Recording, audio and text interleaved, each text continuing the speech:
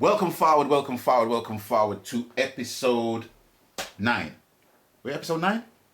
I think so, yeah, bro. I don't know, bro. Yeah, episode 9, I think. I think this is episode 9. See it there. All right, but if it ain't, just look at the description and you know what episode it is. I'm sure it's episode 9 now of a very, very, very special vlog featuring my brethren, Patrick Anthony Tenyue. Now, previously, we was talking about his tenure with the Hard rock band. I'm amazed you got away with actually calling it the hard rock band, because there are a chain of cafes in America called hard rock, right? Yeah, restaurant bars, hard rock. Hard rock. Well, I don't know, little band in it won't harm that much unless it's not making a dent in their profits, I would imagine. But yeah, so your tenure with the hard rock band with Winston Reedy, after you mash up the place with Dim the Lights, which was orchestrated by the great Jackie Mittoo, and going on tour as support with UB40, and Brian Travers more or less inviting you and Buttons to go on stage and sing a couple and to blow a couple of tunes on their set. Which is going to naturally forward to them more or less asking you to join the band. Correct. As session musicians. How the hell did that happen? Well, they just loved it. I heard before Earl Faulkner saw us with the Rough Cut band. Cause you know, say Rough Cut band, right? Right. And we were working with the late great and next great Delroy Wilson. Mm-hmm. And Earl see me down there. Where was that gig? Where was it? Oh man, I can't remember, man. Someplace in London, man. Delroy. That was years ago, bruv. Right in my early part of my career, man. And we worked. That was they Earl saw us from that gig, and later told me, said he always had his eyes on us, right? But he didn't say that we were the same. That was in the hard rock band, so it was amazing that we just came up with Winston. Right. So they were gunning for us anyway, because Brian, the UB40 don't have a horn section. No. They have one player that can play, and that is Astro. No, that's Brian. So Brian plays the saxophone. Yeah, and Astro He's the only one he could play. Astro can't play. So he can't. They took years. So Astro, they're not players. They wanted the horn section because the reggae band has a horn section. Yeah. So Astro, when he's not toasting, right, he'll be playing the trumpet on certain songs like da da da da da da da da. You know what I mean? The simple things. Yeah, right. He's not a player. Right. And the trombone player was Norman Hassan, the Arab brother. Yeah. Right. He could play a little bit more. Right. He had more of a tone and control over his instrument. Yeah. Where Astro, he was just standing. Actually, that's the UB40's got a horn section. He didn't even play that. I know. Actually, he did play that. If it happens again, I'm leaving. Even that. Right, see, right, but they didn't really have a horn section. Right. And on hearing myself and my brother, that was it. That's blew it. Boy, we gotta have them man there. Yeah. And I know Winston kind of felt away. Boy, man, them gone. No, man, them gone. And UB40 and I left hard rock and thing. But I'm a sideman, fam. I've been a sideman from 1978 when I started this thing here. And I worked in the one little band that I could have called my own, right? I wasn't in the band. I was just like a sideman in that band. Right. And then I went with Rough Cut, and then the system push out the horns out of the thing. Boy, I can't afford horns and You understand what I'm saying? So I've always been a sideman. Right. So it ain't. So I'm not a mercenary, but some people will say I'm a mercenary because like I'll just go with the workers. But but it's fair to say you wanted a feature. You wanted to be a feature. You wanted to be a feature of. I wasn't even a feature, Bridget. I was just a job. No. I'm talking about in UBs now, as opposed to hard rock and. No, it's the same. I'd class it's the same if I was working with Aswan. Okay. I'd just be a sideman. Okay. I'm not UB40 fan. I'm a sideman. I'm not a member. I'm not a fully fledged member of the band. I don't get the same percent of the costs and the debts and everything. No, me and my brothers we're sidemen. You know, and that's how we got in. They wanted us inside the band, right? And we got and that was my introduction to get into the band. So after the whole tour, which was a success for Winston, you know, we went straight on doing UB40. Right. Okay. So now I don't know what happened with Winston after that. I don't know what happened to why they stopped. If they were doing more tours, if they were doing more shows, I would have been there if it could coincide. Right. Because at the end of you know what I mean. At the end of it all, it was like a movement. Yeah, I was moving on.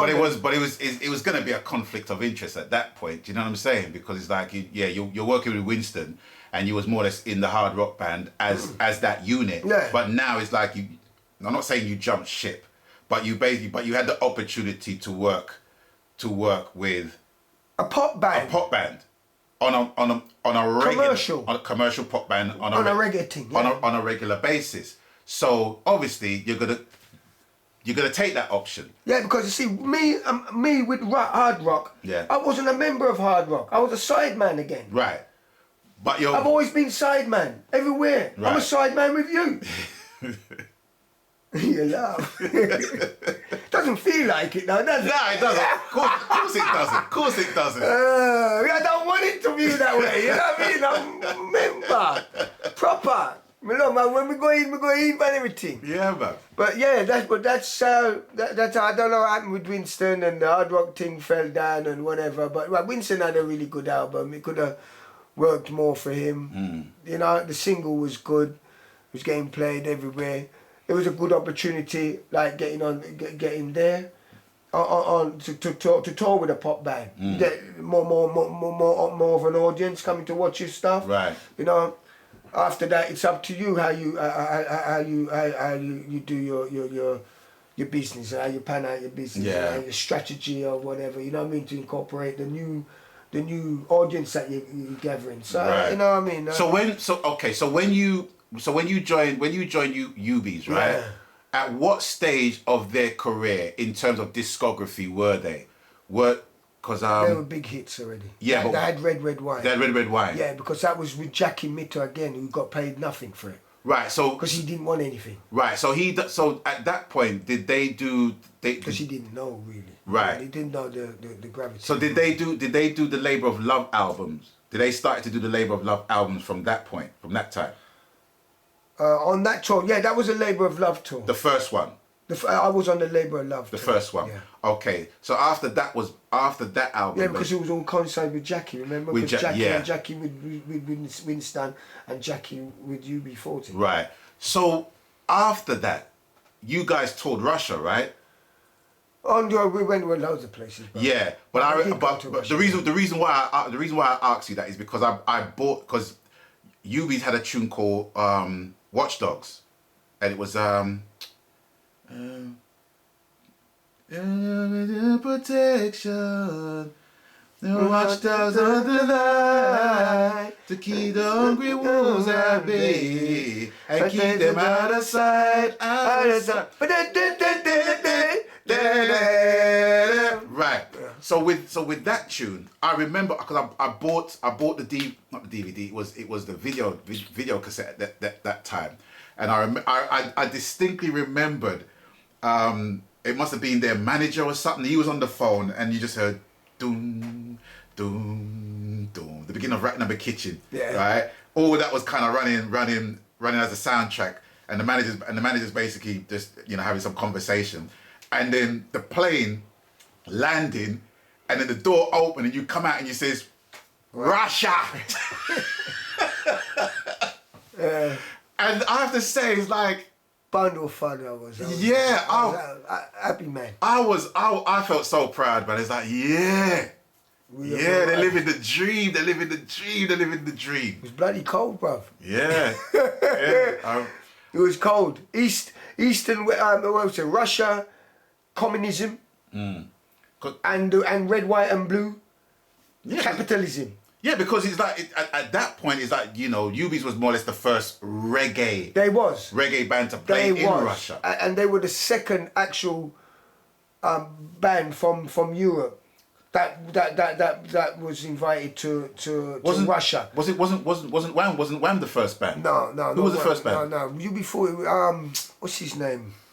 Elton John. Elton John. Okay. Elton John. And when Ubies went there, we played 6 nights in Leningrad. Yeah. And 6 nights in Moscow. That's that's 12 nights in Russia. And Russian people, them love it. They love the reggae music. And every Levi jeans or any Wrangler jeans that I had, I swapped them for army fatigues. Yeah, and boots and big Russian nice hats and stuff like that. And because what do you want? Oh, mine's from the West, man. We don't get Levi's here. Because remember, you know what I mean? Russia kept a lot of things out from the West to Russia and vice versa. You know what I mean? I feel them wearing it's like the people's wearing. I feel them little politicians and the politicians of the world. I feel them thing. Yeah. Well, I mean, it's really good. It's safe to say that, you know, people know of UB40's place in pop music history, as it were, right? So we raised the bar. Yeah. Myself and my brother. Absolutely, definitely. So can you kind of tell us, in terms of discography, because I think that would be the more easiest way to kind of to put a round ballpark figure on it, right? How long was you with the group? How many albums were you involved with the group? About 5 albums. I was with the group. We started in 84. Okay. 1984. We were touring, but in the first times it was like 6 months for the year, because I was still working with Linton, with Dennis and Linton. Right.